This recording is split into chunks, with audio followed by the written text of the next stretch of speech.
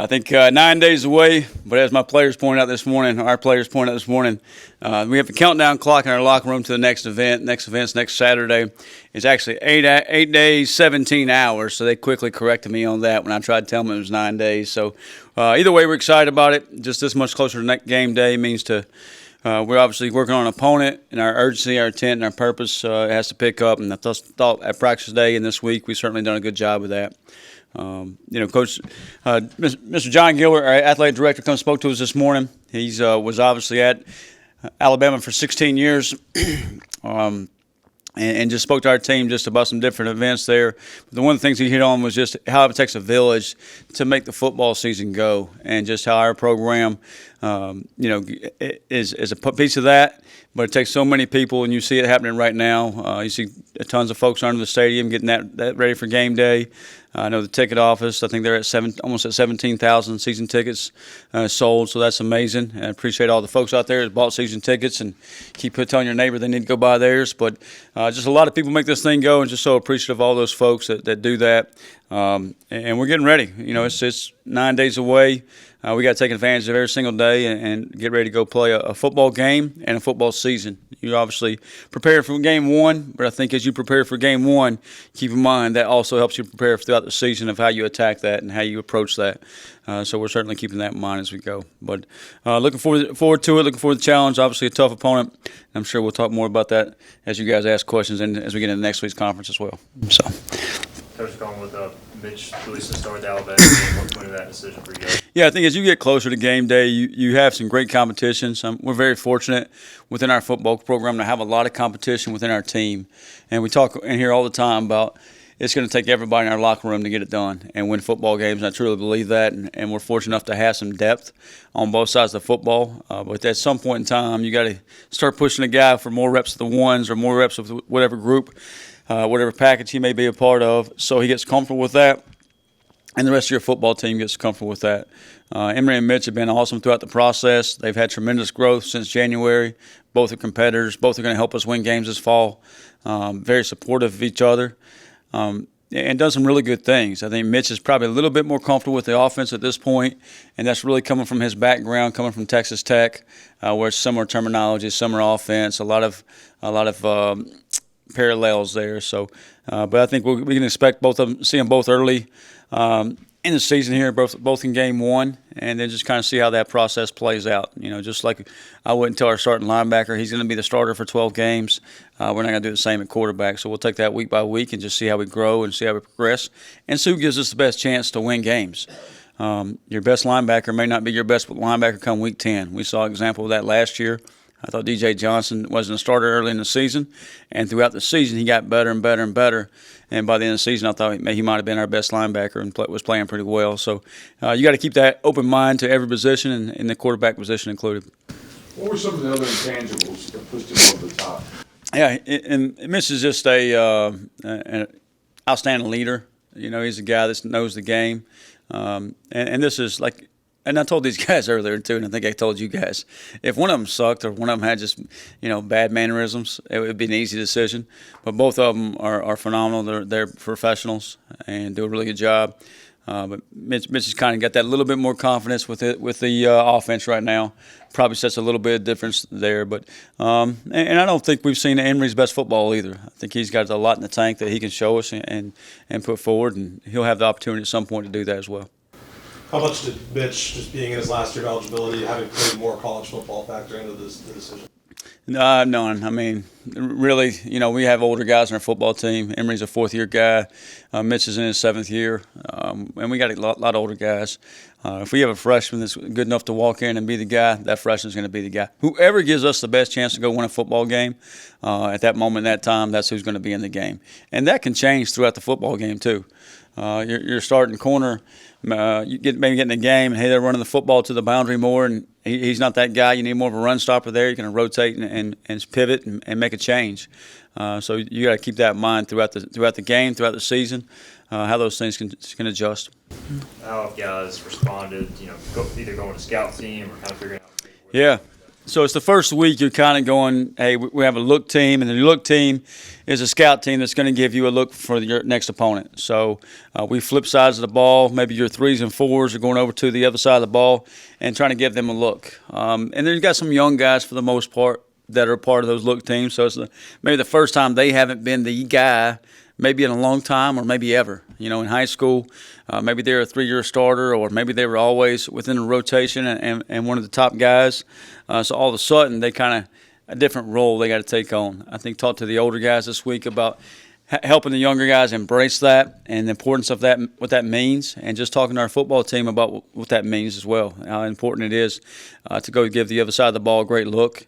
You know, if I am playing their quarterback, I got to have the same mannerisms as their quarterback. If I'm playing their tailback, I got to be at the same alignment, same depth, same stance, whatever it may be, to give the defense the best look. And same thing for our defense to our offense. So that's big. You know, we got guys that's still trying to embrace that piece of it, and they will once they see, hey, that can help us win games.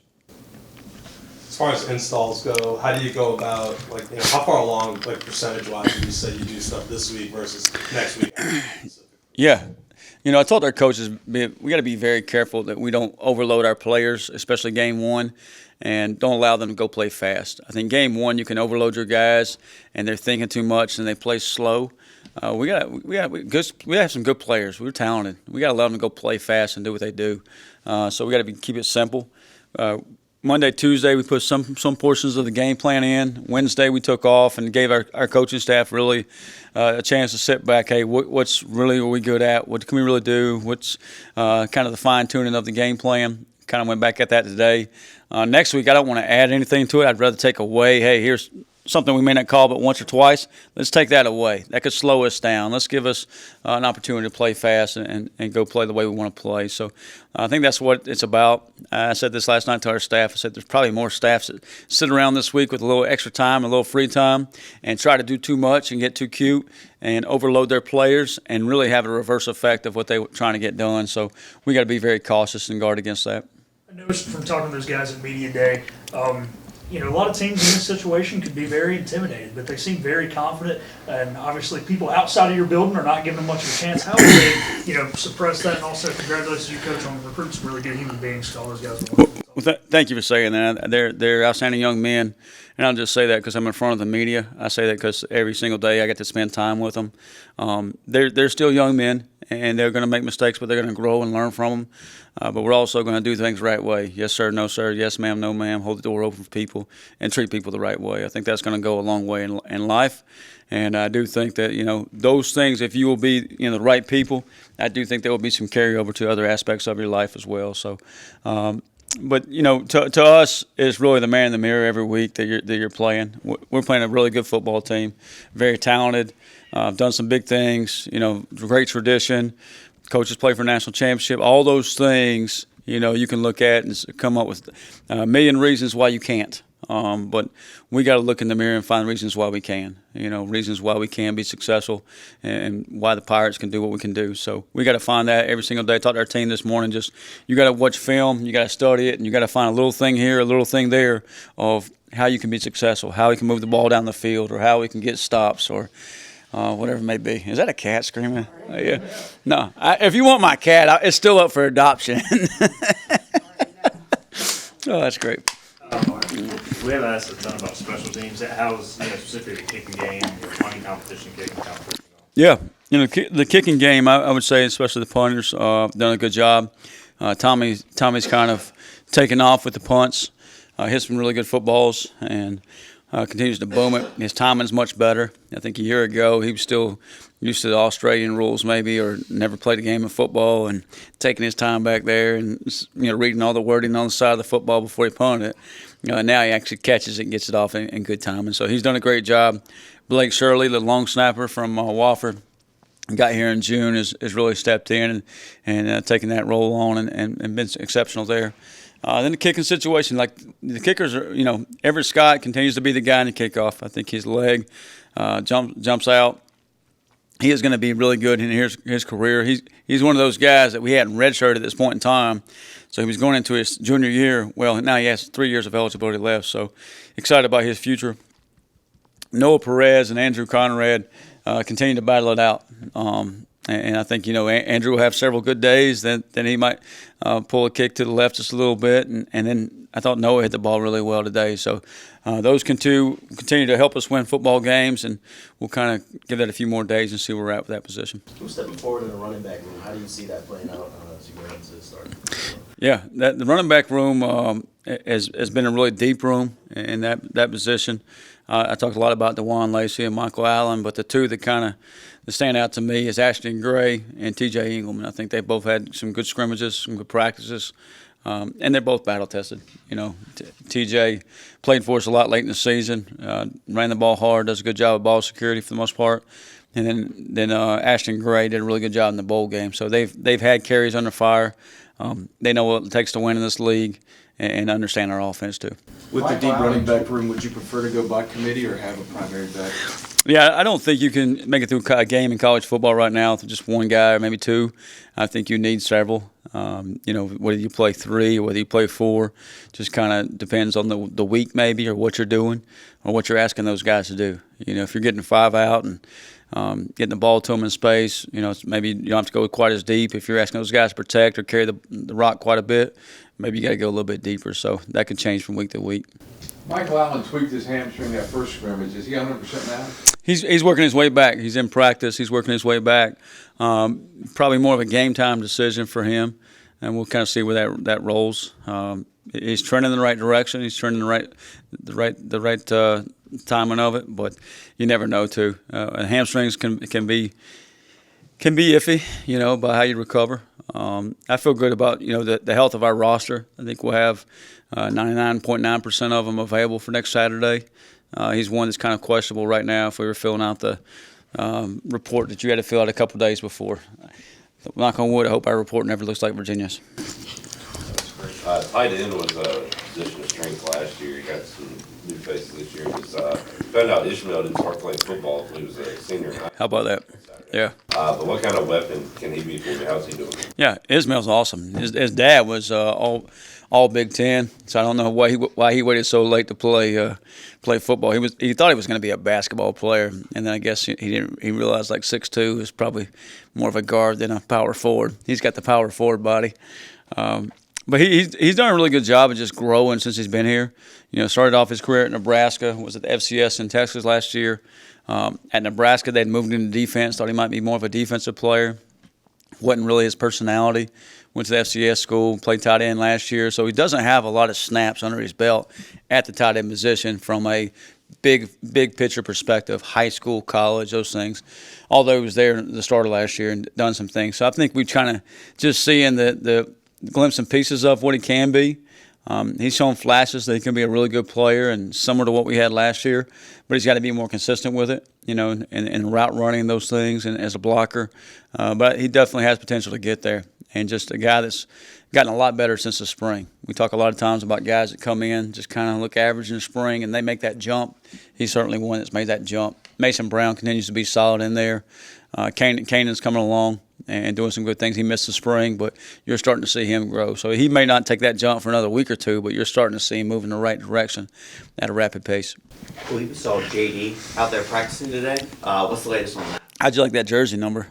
Yeah. The class of 22 is still kind of day by day, hour by hour. Yeah, I think he's got some things that's coming up.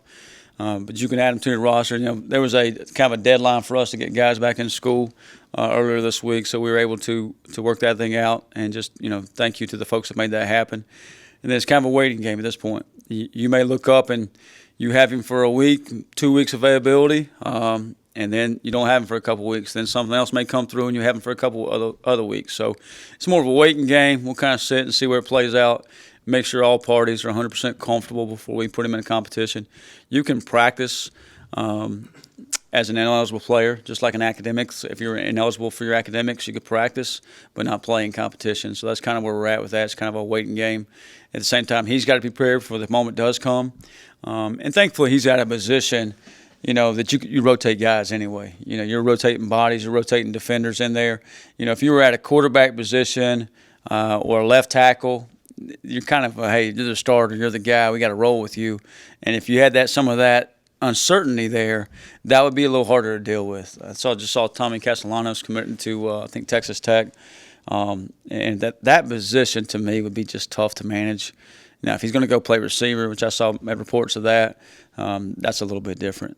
So then hopefully our league jumps on with the Big Ten and the SEC, those things. Like we would, the way you saw the Big Ten, SEC, and I think the ACC and the Big 12 come out yesterday, is any professional athlete that's been in camps, your Daquan Wrights or whoever those guys might be, as a league, they're not supporting bringing those guys back to the league, which our institution would probably be against that. And I would, as a football team for our room and our football program and our locker room, I'm just hoping that our commissioner and our folks will jump on that as well, because obviously we don't want to take them. I don't want to play against them either. So I want some equal level playing field within our conference. I know there's one or two that probably would feel the other way. I just tell you how crazy college football is. You got what you just said was insanity. Basically, we got a guy we can use him for maybe 2 weeks, and we can't use him for 2 weeks. Just when you thought you saw it all, Yeah, you just add a little bit more to it. It was kind of like COVID. You're going to have a guy for a couple of weeks, and he might miss COVID for a few weeks, and he gets tested because he was close to somebody or traced or whatever. I don't know. So just when you think you've seen it all, you haven't. Just hold my beer, right? Exactly. You had Tip Fernetti here this week, and obviously you mentioned Coach John Gilbert talking to the team. Does it sound like the league is going to move toward in that direction? Yeah, we haven't had that conversation. It's just I do look out there at some other schools within our conference. Kind of does give me a little bit of pause of like, would they take a guy? But we hadn't had that conversation. Knowing the commissioner and how he operates, I would say he falls in line with those other schools and with those other conferences. And I told our team this morning, and I told them the other day when Tim was here, we're blessed to have leadership within our university, leadership within our conference who are football guys, football driven, and blessed for that. Very thankful for that. Not like that everywhere. And there's several guys in our room that are players that, they've been some other universities that's not like that as well. So we're very fortunate to have that